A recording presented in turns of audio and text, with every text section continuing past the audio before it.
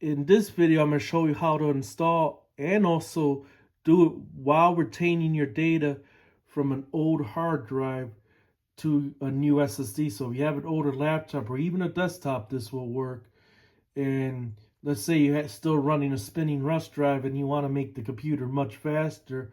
And you heard about SSDs, of course, but you don't want to go and put one in there because you don't know how to put one in there and think it's just too complex. Well, this video is going to help you because it's not that complex, and the software to do it is actually free for private use. So, you can easily clone, so long, of course, your hard drive's actually good and still working and doesn't have a lot of bad sectors and stuff. You'll be able to clone that hard drive to an SSD and get up and running within a few minutes or so, depending on how much data you got on the drive doors. So it could take longer, but either way it goes, it'll get you up and running relatively quick. And of course, the first thing you're going to need is an SSD. So here's one that I'm going to be upgrading this computer to. So I'm going to be upgrading from the original 500 gig in there to a terabyte one. And this SSD I'm going to be using. The other thing, which is what connecting the SSD, is actually a SATA to USB adapter, which you're also going to need too. Typically, those can run you anywhere from 10 to 20 bucks. You could buy this particular one actually at Best Buy, which is where I got this from. And these are pretty cheap actually, and they'll do the job. So this will provide power and your data connection to the SSD to a USB port. So then, next thing you want to do, of course, is make sure your computer is actually running. And of course, when you're doing this, you want to look to see what the laptop takes, because there's really two major types. An older laptop, chances are it's going to be a 2.5-inch drive. But if you're running a newer laptop, it could be an M.2, which looks like a card essentially, which goes in there. So you got to look to see what type of hard drive or SSD that's in there currently now that you're going to be looking to replace it, and then find an SSD that will match that. So once you get that all set up done, you got your SSD, you got your USB dongle, you plug it in, of course, to the USB port, pretty simple. And then you're going to download a piece of software called Micronis Reflex, which is this one right here. That's going to be the cloning software. Now, this is free for private use, at least the 7.3 version. So make sure when you're downloading the Micronis Reflex, that's actually 7.3 version. And you type that into Google search, and there's people on the Windows forums and stuff that actually provide a link for it. Click that link and then download the software, and then follow the directions as far as registering it. Of course, select for private use and then install the software. Pretty simple. So now once you get the software installed, you'll be greeted with a menu like this, of course. And you'll see the SSD is new. It's going to be on format. If it's used, then you know it's going to end up reformatting that disk, of course.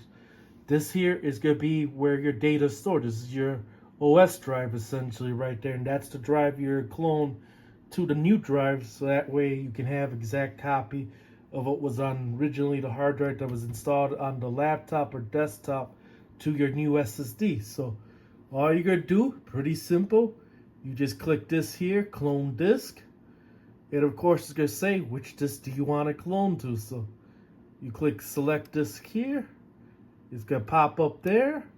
And see, it goes right in there now. So now the next thing we're going to do is hit next, of course.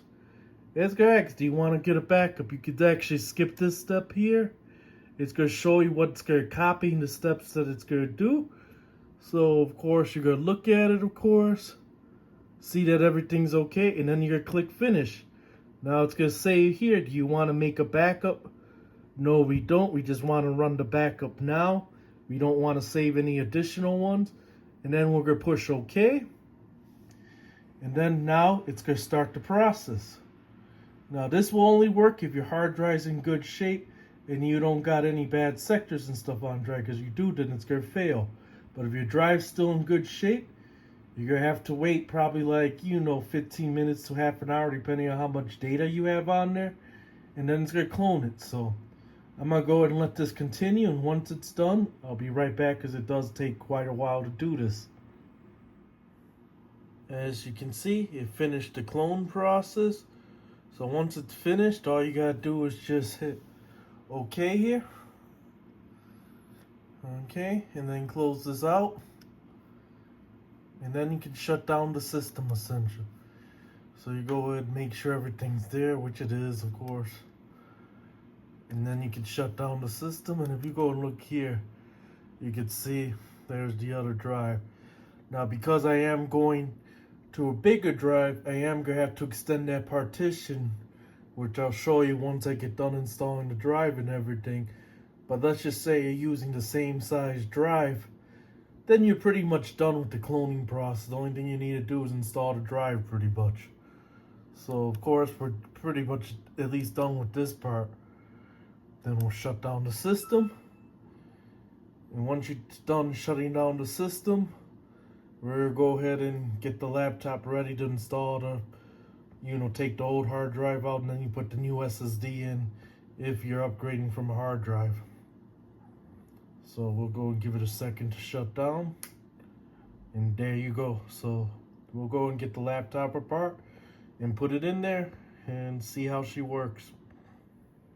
So next thing you want to go and do is flip your laptop upside down. Find where the battery is, of course. Since it's, likely an older laptop, it has a hard drive in it. You're going to want to go ahead and remove the battery if it's external. If it's internal, then you're going to have to remove the case, of course, to get to the battery. But either way it goes, you go ahead and, once you know where your hard drive is, we'll go ahead and flip this out there. And you can see, drive would be there. This case is an SSD, because this was a 500 gig SSD and I'm upgrading to 1 terabyte. But this is the same exact way you're going to do it if you're actually replacing a spinning rust drive, a hard drive, to an SSD. You're just going to find where it's at, and chances are, obviously, if it's a hard drive, it's going to be a 2.5 inch. So you're going to find where it's at. Make sure that the SSD, of course, that you're putting in there will fit, at least as far as the thickness and stuff. And then we're going to remove those 4 screws, get the SSD out, and put the new one in, essentially. And you're just going to remove the screws, pretty much pull this tab, take it out. You're going to take the 4 screws that's holding SSD to the actual caddy in, and then you're going to reinstall the new SSD the same way you took it out, essentially. A lot of laptops are different. On HPs, you have to remove the whole bottom cover, and typically the hard drive will be somewhere around here. And then on Lenovo's and stuff, typically they'll have an access panel. If it's an older Lenovo, right here, and you got to remove the 1 screw here and 1 screw back there, and typically you can slide it out. Each laptop's different, but look for where the hard drive is, of course, and then once you find it, there's typically manuals on how to remove it, and usually it's pretty straightforward. You can figure it out on your own, and just remove the hard drive and reinstall the new SSD the same way, essentially. So now that the SSD is installed in the caddy, one thing you want to make sure is that any adapters, like this one here has a SATA to another type of connector, make sure you move it from the old drive and install it in the new drive before you put the SSD in there. And simply what you're going to do is line it up like this. So you're going to line it up with the screw holes there. You're going to line it up with the connector. And then you're going to go ahead and gently push down, don't force it. And then once you do that, then you go ahead and put all your screws back in there, and you're done. Now you can just go ahead and reassemble the cover back on there, put the battery in, and then we're ready for the next step. So once you get done installing the new SSD into your laptop or desktop, the next thing you want to go and do, of course, is just power on the computer, essentially. Most cases, there's not much more you have to do if it's the same size SSD, and you're done. But in some cases, like these older Dells, for example, I know on these older Dell Latitudes, you actually got to reset the BIOS. You got to go to load default, and then you got to add the path in manually, and then select it so it knows the EFI file that needs to boot from. Otherwise, it won't boot, and it'll give you, of course, non-bootable device found, which it did on this one. So once you power it on, I'll show you what I did to fix it. It's pretty simple, actually. Just hit F2 to get into your BIOS if it's a Dell Latitude. And then first thing you want to do, of course, is make sure that the actual BIOS actually detected the SSD, because if it didn't pick up the SSD, which you can see right there, it shows the primary hard drive as 1 terabyte now, so it picked it up. If it doesn't pick it up, obviously it's not going to boot from it. So then the next thing I typically do with these Dells is I'll hit load default.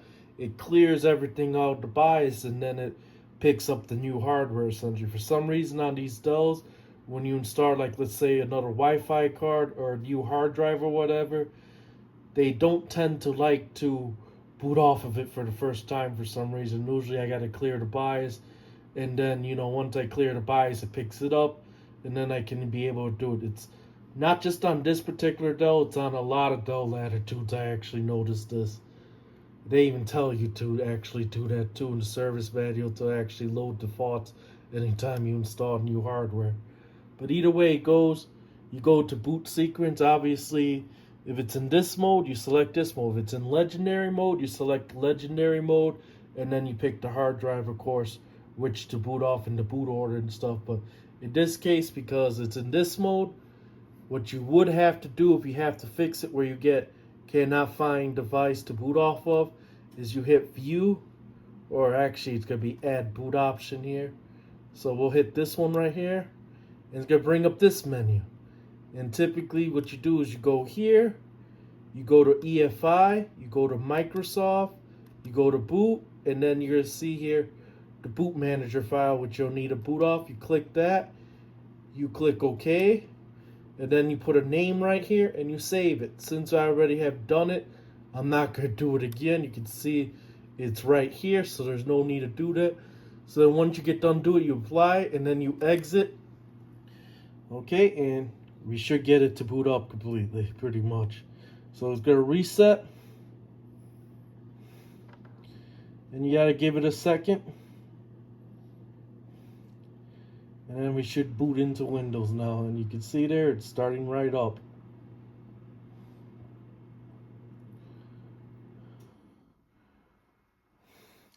Now, when it first starts up, it will tell you installing the new driver for the SSD and stuff, and it's going to make you restart once. But once you're done doing it, that's it, you're done. Now, if you're like me, where you're actually buying a larger capacity drive, you want to go ahead and go in, download a partition tool. Typically is the best way to do it. I use Mini Tool Partition Wizard. It's probably one of the best free partition tools you could get, pretty much. And then essentially what you're going to do here is you exit out of this. Now in this case here, I don't need to do anything because I can see the unlocated space is right next to the C drive. If you had this over here, you have to move these over to where that unlocates by the C drive, because we're going to use Windows to extend the partition versus this partition tool. You can do it in this partition tool, but I find it causes errors sometimes. It's better to do the actual format utility in the Windows itself to do that. But either way it goes, the main goal is, and the reason why I usually use Mini Tools is because, like, if you're dealing with Windows 11 and stuff, this could be over here and this could be at the end, and you won't be able to extend the partition using the window tools that way because it's not going to see it right next to the C drive and stuff. But because everything is the way it should be, we don't need to do anything here, so we can exit out. Not all the time is that could be the case. We don't need to do no changes. So the next thing we'll just do is we'll type format in the search bar here. Okay, it's going to see here, it says create format partition of the drive. So we're going to pull that up right there. And you're going to see this menu. Now you're going to see this unlocated space here.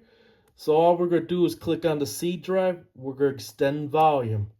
All right, so it's going to bring up this menu next.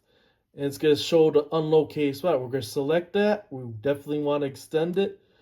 And then it's going to tell you, hey, look, it's going to do the following changes. You click finished. And there you go. That's all you got to do. You are finished now. So now, if you go to C drive, you can see there, it's showing 1 terabyte instead of the original 500 gigs that's on there. So it is finished essentially, and you are done. You have successfully installed your new SSD from your old hard drive essentially. So if you're coming from a hard drive and upgrading to an SSD, it's important that you want to make sure that trim support's enabled. Otherwise, your SSD can deteriorate very fast. So this is pretty much what you're going to type into command prompt. So you're going to type CMD into the search, and then you're going to right click and run as administrator. Once you do that, this is exactly what you're going to type in there. Okay. And then here while I hold it, you're going to hit enter. And you can see there it says equals 0. So that means trim support is enabled. So you want to make sure that. The other thing you want to go ahead and do too is actually go to start. Because on Windows 7 you have to do this defrag. So you want to go to this defrag. You're not going to defrag the disk. We're just going to make sure right here that schedule, you can see, is turned off and then it never defrags the disk. Otherwise, if you go defrag disk, you can actually damage the SSD too as well. So make sure that you schedule that turned off because the SSD doesn't need to do that. So we turn that off and you're all set to go. And this will make sure that your SSD actually lasts longer and you're not writing more necessary than you need to and stuff like that. And that it's properly trimming the drive, essentially relocating what was written on there. So that way it's not rewriting to the same space, wearing out those cells in the SSD and stuff like that. So you definitely want to make sure you enable trim support and stuff. But that's it pretty much. And you're done. You successfully installed one.